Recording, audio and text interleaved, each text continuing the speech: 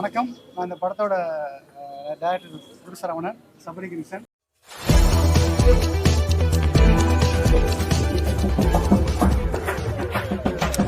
Okay, super, கலங்க sir. Like பண்ணுங்க, ஆப்போட்டு தூங்குங்க. இயக்குனர்கள் குரு சரவணன் மற்றும் சபரி இவர்களின் இயக்கத்தில் ஹன்சிகா மோத்வானி, பிரதீப் ராயன், சுரேஷ் மேனன், ஸ்ரீமன், ஸ்ரீராம் பார்த்தசாரதி, மொட்டை ராஜேந்திரன், அபிஷேக் வினோத், டைகர் கார்டன், தங்கதுரை, ஷோபனா பிரணேஷ், தியா அறிமுகம், பேபி கிருஷிதா அறிமுகம் உள்ளிட்ட நட்சத்திரங்களின் நடிப்பில் உருவாகியிருக்கும் படம்தான் கார்டியன். படத்திற்கு ஒளிப்பதிவு செய்திருக்கிறார் கே.ஏ. சக்திவேல், இசையமைத்திருக்கிறார் சாம் சி.எஸ். டிஓபி சக்தி, ஆர்ட் ஆக்டர் இளையராஜா. இந்த படத்தில் மெயின் கேரக்டர் பண்ணியிருக்காங்க தியா. இதெல்லாம் படத்தோட லீடு. படம் பார்த்துட்டு தெரியல, கொஞ்சம் வித்தியாசமாக ஒன்று பண்ணணும்னு சொல்லிட்டு ஒரு ஸ்க்ரீன் பிளே புதுசாக ஒன்று பண்ணியிருக்கோம். செகண்ட் ஹாஃப்லாம் ஃபர்ஸ்ட் ஹாஃப்லாம் ஒன்று புதுசாக ஒரு இருக்கும். செகண்ட் ஹாஃப் என்னன்னா ஒரு ஃபேமிலியோட ஒரு குழந்தைங்களோட பார்த்து என்ஜாய் பண்ணுற மாதிரி இருக்கும். ஸோ எங்கள் டீம் எல்லாம் சேர்ந்து எங்கள் படத்தோட பெஸ்ட்டு கொடுத்துருக்கோம். நீங்கள் வந்து ப்ரெசன்ட் மீடியா, நீங்கள் வந்து மக்கள்கிட்ட கொண்டு போய் இதை சேர்த்து எங்களுக்கு ஆதரவு வாங்கி தரணும். நன்றி. வணக்கம், நான் வந்து சபரி. ஸோ நானும் சரவணனும் தான் சேர்ந்து 2 பேரும் சேர்ந்து தான் டைரக்ட் பண்ணியிருக்கோம் அந்த படம். ஸோ இந்த படம் பார்த்தீங்கன்னா ஜென்ரலாக வந்து ஹாரர் ஃபிலிம்னா வந்து ஒரு டார்கெட் ஆடியன்ஸ்னு சொல்லுவாங்க, யூத் யங்ஸ்டர்ஸ் தான் பார்ப்பாங்கன்னு. அப்படி இல்லாமல் இதில் வந்து குழந்தைங்களும் பார்க்கக்கூடிய படமாக இருக்கும். ஏன்னா அதில் கோரி மூமெண்ட்ஸ் இல்லாமல் ஒரு ஸ்கேரி மூமெண்ட்ஸ் நிறைய இருக்கும். ஸோ அதனால குழந்தைங்களும் வந்து பார்த்து என்ஜாய் பண்ணலாம். ஸோ இது ஒரு கம்ப்ளீட் ஃபேமிலி என்டர்டெய்னராக தான் பண்ணியிருக்கோம். ஹாரர் த்ரில்லர் பேஸில் ஒரு கம்ப்ளீட் ஃபேமிலி என்டர்டெய்னர் பண்ணியிருக்கோம்.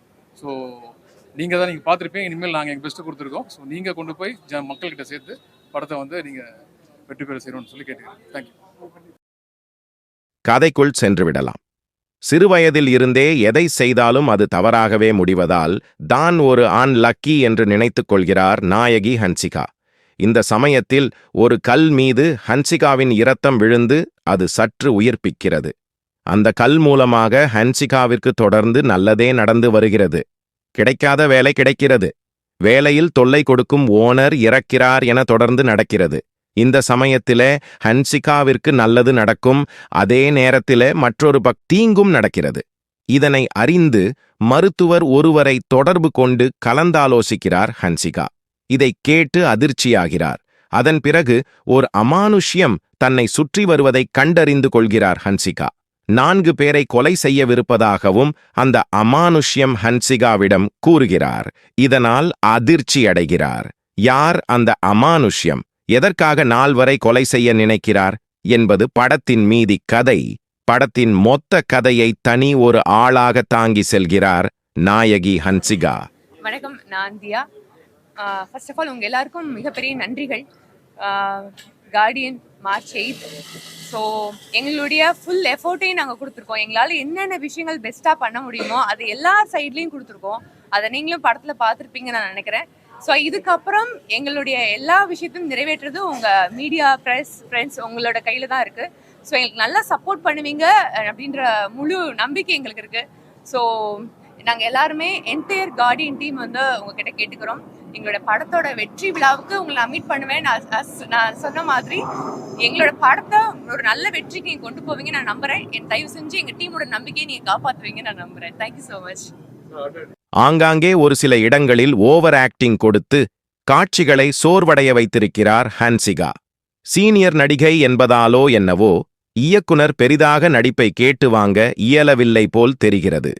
தொடர்ந்து பிரதீப் ராயன், சுரேஷ் மேனன், ஸ்ரீமன், ஸ்ரீராம் பார்த்தசாரதி உள்ளிட்ட நட்சத்திரங்களும் தங்களுக்கு கொடுக்கப்பட்டதை ஆளவோடு செய்திருக்கிறார்கள். தங்கதுரை மற்றும் மொட்டை ராஜேந்திரன் இருவரின் காமெடி காட்சிகள் எந்த இடத்திலும் பலனளிக்கவில்லை. கதை ஆங்காங்கே தொங்கிக் கொண்டே சென்றது படம் பார்ப்பவர்களை சலிப்படைய வைத்திருக்கிறது. வழக்கமான பேய் கதைதான் என்பதால் கதை பெரிதாக நமக்கு எந்தவிதமான தாக்கத்தையும் ஏற்படுத்தவில்லை. சாம் சி.எஸ். இசையில் பின்னணி இசையில் அதிர வைப்பதாக கூறி ஒரே டியூனை படம் முழுக்க போட்டு தள்ளியிருக்கிறார். ஆங்காங்கே ஒரு சில பேய் காட்சிகள் சற்று பயமுறுத்துகின்றன. படத்தின் ஆரம்பத்தில் வந்த காட்சி மிரள வைத்தது. ஒளிப்பதிவு படத்திற்கு பலம். தேங்க்ஸ். ஸோ நீங்கள் எல்லாரும் சப்போர்ட் பண்ணுவீங்க நான் எதிர்பார்க்குறேன். கண்டிப்பாக வந்து இது வரைக்கும் எனக்கு எப்படி இந்த ப்ரீவியஸ் ப்ராஜெக்ட்டுக்கெலாம் எப்படி சப்போர்ட் பண்ணீங்களோ அதே சப்போர்ட் பண்ணுவீங்க எதிர்பார்க்குறேன். ஸோ டெஃபினட்டாக வந்து நல்ல ரிவ்யூஸ் கொடுங்க. எல்லாம் சண்டேஸுக்கு முன்னாடியே கொடுத்தீங்கன்னா ரொம்ப நல்லாயிருக்கும். எங்களுக்கு ஃபுட்ஃபால் ஆகிறதுக்கு தேட்டரில் வந்து ரொம்ப யூஸ்ஃபுல்லாக இருக்கும். ஸோ அந்த ஆர்டிக்கல் எல்லாமே எவ்வளோ சீக்கிரம் ரிவ்யூ கொடுக்க முடியுமோ அவ்வளோ சீக்கிரம் கொடுத்தீங்கன்னா நல்லாயிருக்கும். ஸோ ஒன்ஸ் அகெயின் நான் எல்லாருக்கும் வந்து ஒரு பெரிய தேங்க்ஸ் சொல்கிறேன். உங்களோட சப்போர்ட் இருக்கிறதால தான் நாங்கள் வந்து அடுத்தடுத்த ப்ராஜெக்ட் பண்ணிகிட்ருக்கோம். தேங்க்ஸ். தேங்க்யூ யுவராஜ் சார், இந்த படத்தை ஹன்சிகாங்கிறதுனால டிஸ்ட்ரிபியூஷன் எடுத்துருக்கீங்க, இந்த படத்தோட கதை பிடிச்சிருக்கீங்க? ரெண்டுமே சார், ரெண்டுமே இருக்கு. பேஸ் வந்து கதை நல்லா இருக்கு, அதோட வந்து அவங்களும் ஆர்டிஸ்டும் இருக்காங்க, அதனால ஸோ ரெண்டுமே பண்ணியிருக்கோம் சார். ஸோ லாஸ்ட் டைம் நீங்கள் தான் கேட்டிருந்தீங்க என்கிட்ட வந்து ஆர்டிஸ்ட் இல்லாத படத்தை எப்படி எடுத்தீங்க கதையை நம்பின்ட்டு. ஸோ இந்த வாட்டி நான் கதையும் நல்லா இருக்கு, ஆர்டிஸ்டும் இருக்கிறாங்க. ஸோ இப்போ நீங்கள் தான் சப்போர்ட் பண்ணணும் எனக்கு.